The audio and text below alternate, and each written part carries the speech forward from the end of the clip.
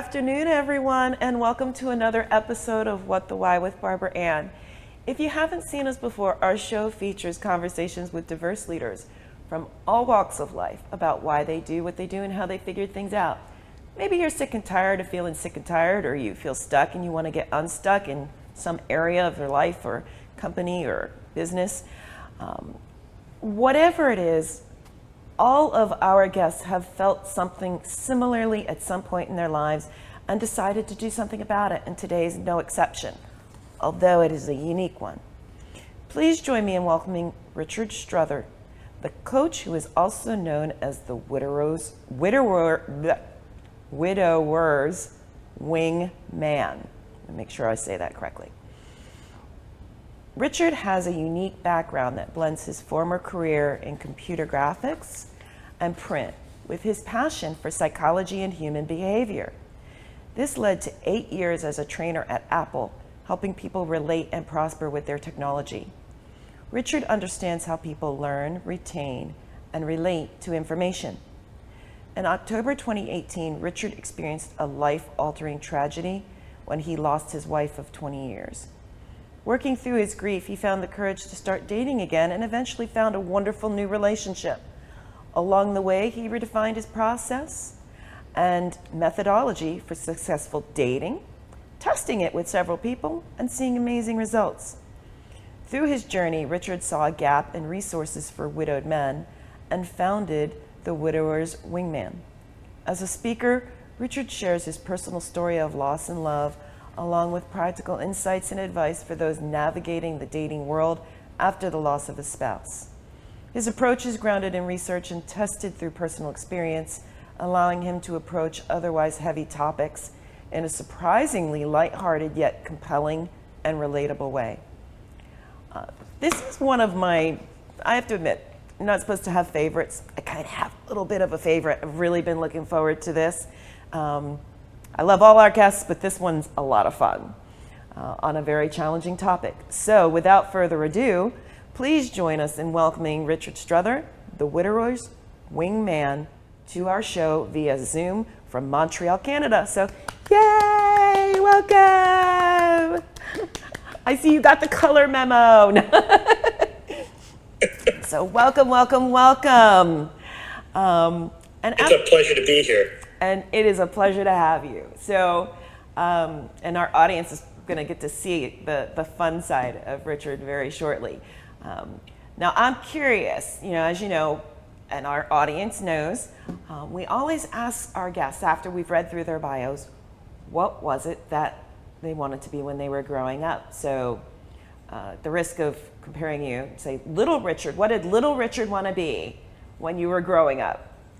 Well, I went through the usual stuff, I want to be a magician, or I want to do, I wanted to be a magician. But then for me, the magic came when I started watching some good sci-fi shows, and I kind of wanted to get into special effects, seeing how they did, Star Wars and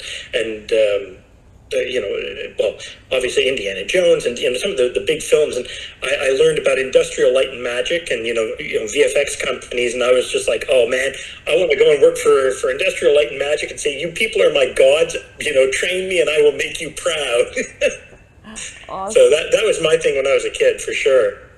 That is so cool. So how did you get from there? And I know we read a little bit about it in your bio, but how did you get from there to discovering your new calling was the Widower's Wingman? Yes. So the logical path went like this. Special effects required a certain type of schooling. It wasn't as easy to kind of break into as it is now, because now people train it, whereas before everything was cutting edge. Mm-hmm. But nonetheless, it was always computers, because computers were the way things were going. So I got good at computers. I got into graphics. I started playing with graphic software, professional graphic software, before I even started working. And when I did start working, I worked. I did some illustration in college, and then I went and worked for a company called Ultimage, and I worked under somebody who trained me as a graphic technician, which means that I learned all the old ways of doing things, and I already knew the computer way of doing things, but it was neat to see how it correlated, all the computer settings and whatnot correlated to the, how they did it in film, or how they did it with linear video, or, all of these types of things. And I got very good at that very quickly. And because the machine's rules never change. So once you understand how it works, it's, like a magician. Now you know the trick. The trick is done. Like there's no mystery left in that. But there was always mystery left in how people worked and how people related to information, how they learned, how they got motivated, how that all, So I really I really found a passion for that, and I started working with that to be better at my craft. And, why does this work? Why is this better? And I came to start training people on all kinds of, I started training people in terms of, how to use technology, how to have a good relationship with your technology, how to use your technology instead of it using you. And so from there, it kind of dealt from there. And that was my career at Apple. And then I started doing that privately. And then after I lost Sam, I was like, wait a minute. I've got the technical know-how. I've got the psychological know-how. I understand the business aspect of how dating sites work, the frustration from the user's end and how to navigate that. And so it all kind of coalesced in this one conversation I had with a good friend of mine, and that became the Widower's Wingman. And that's because I can really help people here, and I have, and it's great. I love doing it. And it's a really interesting niche because, when I was looking at your website and you talked a little bit more about the story, you knew that in advance your relationship was going to have a shelf life. None of us know exactly when our time is going to come, but when you married, you knew. And go ahead. She was diagnosed, my late wife Samantha was diagnosed the January after we got married. So we had been together for a while. We got married, and then it was the January after we got married, in January 2009, that she got diagnosed for this very rare and already stage 4 cancer. Wow. So that was kind of we weren't expecting that, but we did the best we could with what we had. So. Yeah. And what's interesting, so some would say, oh, well, you knew it was coming, you would be prepared. And I don't think anybody can possibly prepare for a loss, no matter how long or how short they knew about it. And you realize there really weren't that many resources out there for men. That is true.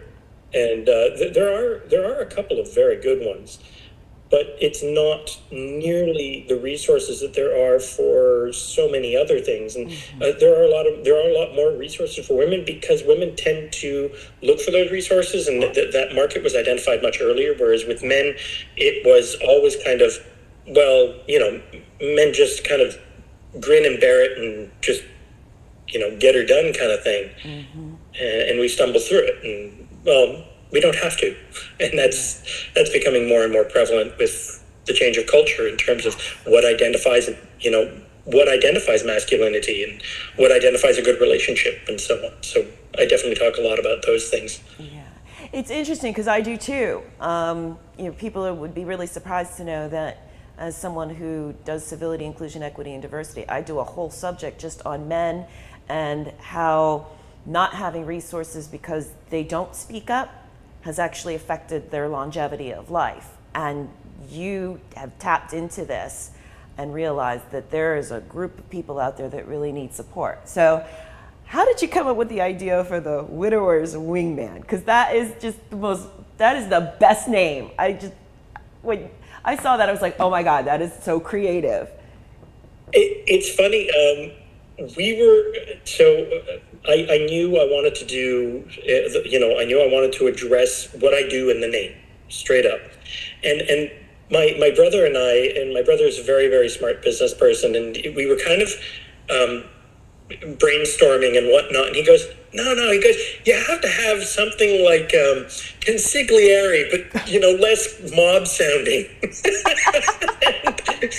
So So the problem was is that we didn't want to go with, coach, because, well, not that I don't do my fair share of coaching, but I go far beyond that. I go into support, and I don't want to be a dating support, because then it was always about the inference or the connotations. And then it was, wait a minute, what does a pilot need? A pilot needs a wingman. A pilot needs somebody who's got their back. That's what they do. They are the advisor. Your wingman, you and your wingman will hang out off mission. You need somebody there who's got your back and, can really kind of get you through it. And that's where it came from. Mm-hmm. It's brilliant. And, to the extent you can, because these are private stories, but tell me about some of the men that you've worked with and helped them on their journey of rediscovering life after this kind of loss. It's funny because I don't want to, I don't want to kind of lump people into one basket kind of thing, but there are a lot of similarities for different men around this subject, and there are themes that are very common. Okay.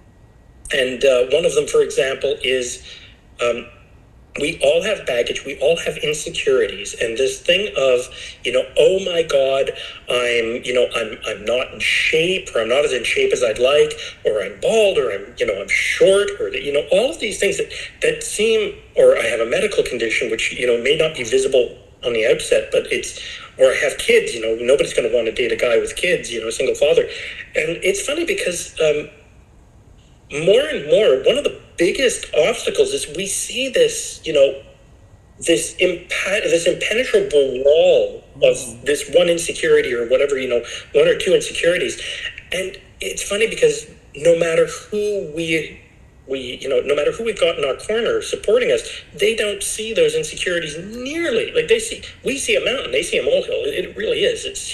It's not that big a thing. So it's one of the biggest things to overcome, and the idea of they don't see it the way you do. Yeah. Go, put yourself out there, be fully who you are. Yeah, but I'm just a lot of guys, I'm not very interesting. It's like, you know what? You're far more. Being interesting is as much about being interested as being interesting. And that's a huge, huge point as well. It's a matter of, look, women aren't looking for James Bond or the adrenaline junkie or the multi-billionaire. They want somebody who can meet them on their level and, where you can share that deeper connection. Mm-hmm. And it's such an important part of what makes a good relationship. And a lot of people can't even define a good relationship, so there is that as well. You really have to look at what a good relationship is for you at this point in your life, especially with your experience and all of that. So that's a big part of, a lot of what we do. And you'll notice I haven't even got to the dating aspect yet. Yeah. This is all leading up to. Mm-hmm. Yeah, because, there's so much. You have to be ready. You have to bring your whole self to a relationship. So you have to work on resolving those issues to then be able to have the energy to attract somebody who you will be compatible with. And it sounds like that's part of your process. And I love how you mentioned about attracting a person, right? Because everybody, the common misconception is you go on a dating site and you go and you find somebody, and it's a lot of work to find somebody. It's like, no. We're looking for needles in haystacks. Yeah. And there's not just one needle. We're looking for needles in haystacks, but you don't dive in hands first. It's never going to go well. So be the magnet. Stand out. Be your authentic self. Be exactly who you are, because people want to know. A lot of women are looking for the consistency. Yeah. Are looking for a guy who is consistent, who can be there for them in a real way, not, again, the multi-billionaire who's kind of there half the time, or the, so it really is about that genuine connection and being completely who you are and letting them see you for who you are and, falling in love with that.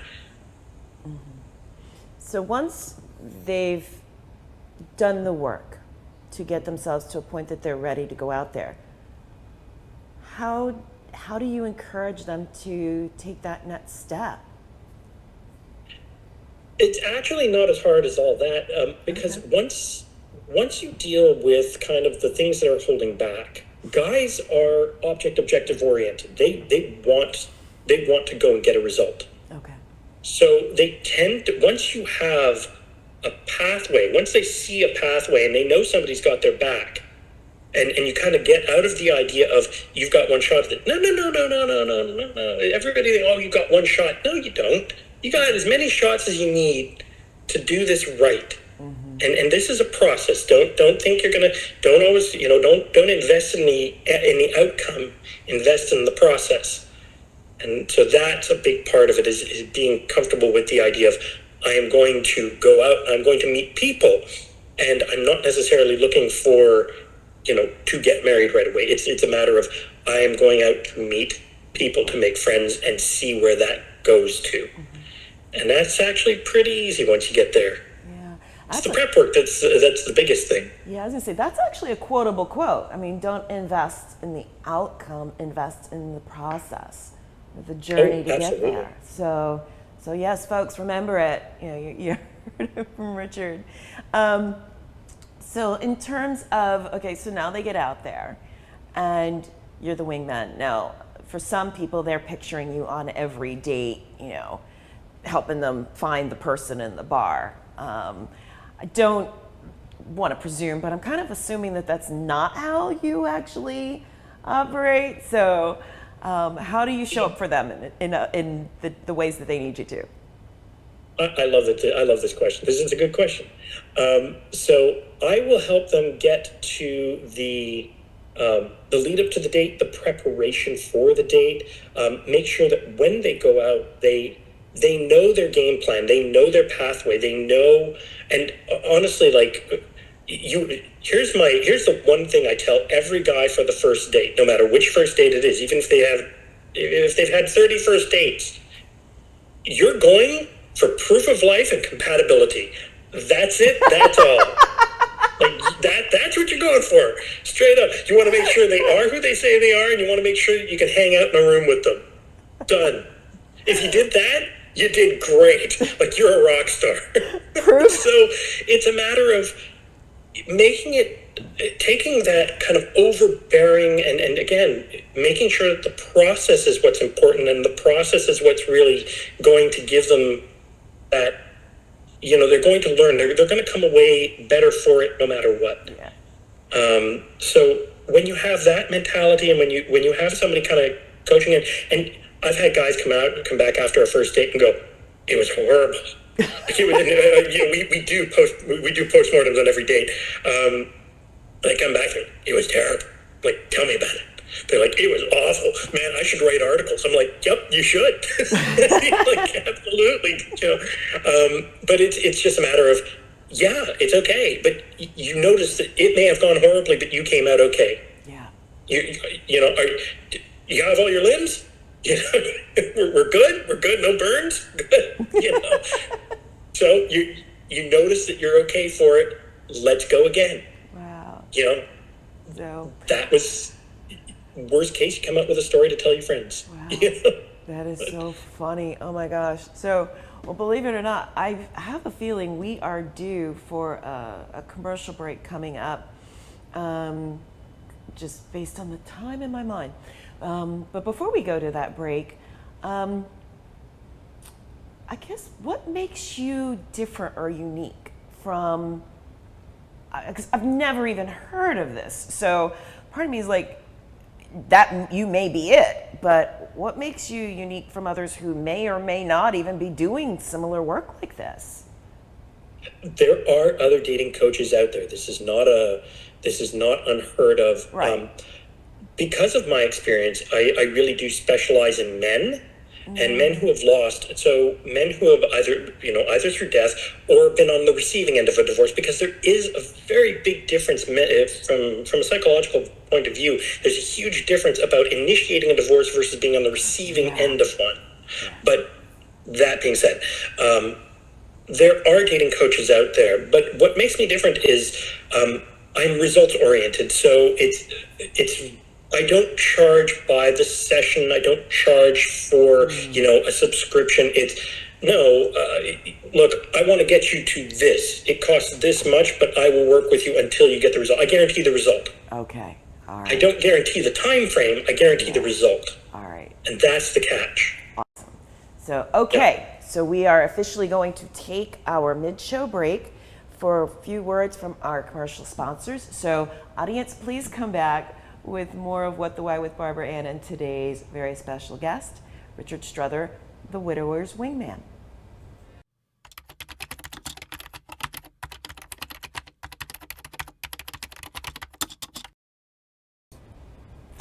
Welcome back to What the Why with Barbara Ann and today's very special guest, Richard Strother, joining us from Montreal, Canada, the Widower's Wingman. So before the break, he was talking about how he works with some of the people as a dating coach. And yes, I did know that there were other dating coaches. I just, what you do is, in the entrepreneurial world, they always talk about finding your niche, and you definitely have a niche here. And you said you guarantee your results. So I do. So how does the people who work one-on-one with me, I guarantee the result.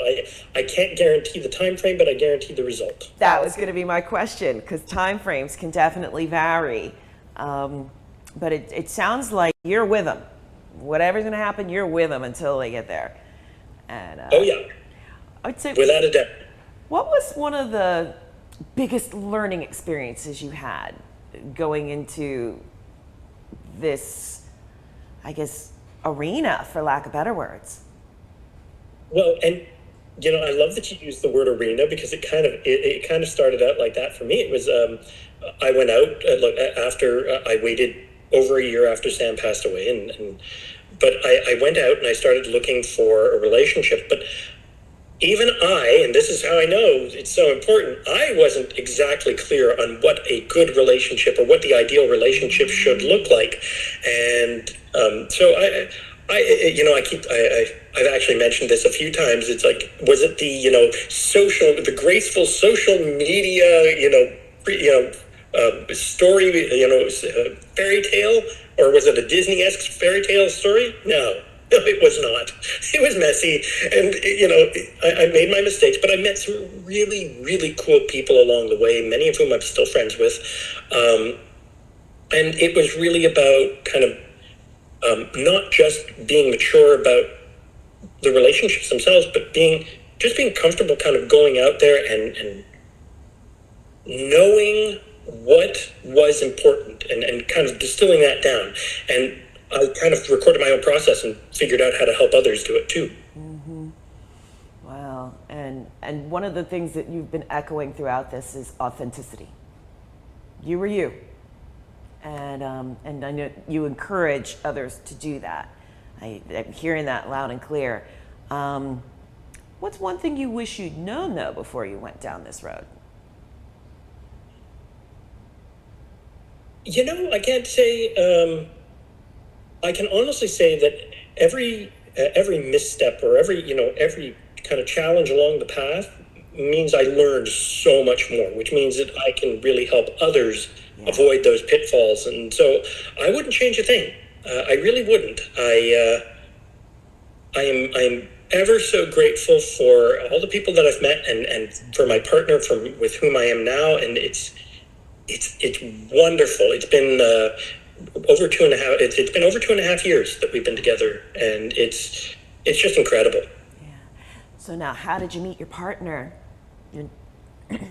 Straight up, Match.com.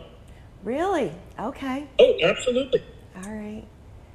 And I wasn't sure, so thank you for sharing that. So, and I actually do know other people that have met on Match.com. We're not here to endorse any particular thing, but fair enough. And that is true. But the trick is all dating sites are equally. There's a lot of kind of rhetoric out there about dating sites suck, and I'd like to kind of blow that misnomer out of the water by saying the dating site is a tool, and it's only as good as you work the system, and you have to know how. You have to know kind of how to get the best out of it. So it's not like just joining up with Match will guarantee you success or will better your chances if you don't use it well. So just so you know. And it's interesting because not only did we pick similar colors, my next question was going to be, what's one myth about the dating world that you would like to debunk? So you already jumped ahead of the question. So, so I'm going to ask. There is another one. Yeah. The one of the most important parts is that we're all looking for the same thing. And there's this, you will find countless videos and articles about, and women are looking for, and men are looking for. We're looking for connection. And it doesn't get much more complicated than that. And the problem is that if you only put yourself out there half, if you keep trying to protect yourself behind a wall or try to be anonymous, you're not going to stand out. And you win by standing out. It's the reward you get for putting yourself out there completely. Mm-hmm. Yeah. So it's a myth we need to get rid of. Absolutely. So I know as we wind down, I know you've got a bunch of things that you do that are actually really fun too. In addition to this, would you like to talk about them as well? I'm sorry. Never mind. I was like, didn't you run a game night? Am I remembering this wrong? Oh, I did at one point, yeah. Oh, okay, because I played a little while back, but I do have other projects, absolutely. Okay. I was like, I know I went on and I watched and I played, and it was a lot of fun. It was. We kind of ran out of players for a little while because everybody kind of got busy and it just didn't work out. So. Oh, that's all right. So, since you got other stuff going on, how about we make the last question the hardest question of the interview? What question, if you were doing the interview, would you have asked yourself that I did not? Oh, that is a challenge. Well, just in keeping with your show, kind of, what's the why behind what you do? Mm-hmm. Okay. And if I go to answer that, it is very much about. I want to kind of dispel this whole idea of dating has to be complicated. We make it more complicated than it needs to be. I really do believe that we need to start coming together. We need to start kind of finding the simpler way of doing things rather than, relying on this trick or that trick or, focusing on these little things. I think the best way to explain this is the Treasury doesn't find counterfeit bills by learning how all the counterfeits are made. They learn to identify counterfeit bills by knowing what a real bill looks like. That's, once you know that, it's easy to spot counterfeits no matter what. You're not looking for all the different tricks. You're looking for the authentic, the genuine article. So let's get back to the genuine article, that true connection between people. Another quotable quote. That was awesome. So, thank you so much for joining us today. What is the best way for people to reach you? The easiest way to reach me and the best way to reach me is thewidowerswingman.com. And you can find other media I've been on. You can find, I do YouTube videos every week, practical tips and, things to think about. There are articles, there's all kinds there. And you can book a free call with me. It's not a sales call. I want to know who you are, where you're at, and see if I am indeed the right resource for you. If not, let's get you to the right resource, and I will help you get there. Awesome. Thank you. And if you ever do bring Game Night back, I know that was mostly a pandemic thing, but if you do bring it back, drop me a line and we'll post it. So thank you so much again for taking time to join us today. I wasn't kidding when I said, I was really, really looking forward to this. And I know there's people out there that are really going to benefit from hearing what you had to say. So thank you so much. And I look forward to meeting them to really kind of go deeper and help, where they're at. Awesome. Thank you. So now, regarding our upcoming guests, you don't want to miss them either, just like you didn't want to miss this one. We've got some more business owners and coaches, but also authors, tech experts. I've got a real estate developer coming on soon, some athletes and vets, and a lot of people who overcame seemingly insurmountable challenges. Please tune in and learn how you can be inspired by how they forged their journey ahead, and how you may be able to do it as well. And if you missed any of our past guests, please check out seasons 1, 2, and 3 to date on rvntelevision.com, as well as Roku, because we're on there as well, and coming soon to some other platforms. You have so many viewing choices these days. Thank you so much for watching, and please tell a friend or colleague about us. And also, please remember, whether you're looking to make changes in your life or your career or your business, in any area, no matter how big or small, tune in again for more inspirational, informative, illuminating, and even entertaining conversations with guests like Richard, who overcame whatever challenges lay ahead, forged a path to their why, found their purpose, and lived it.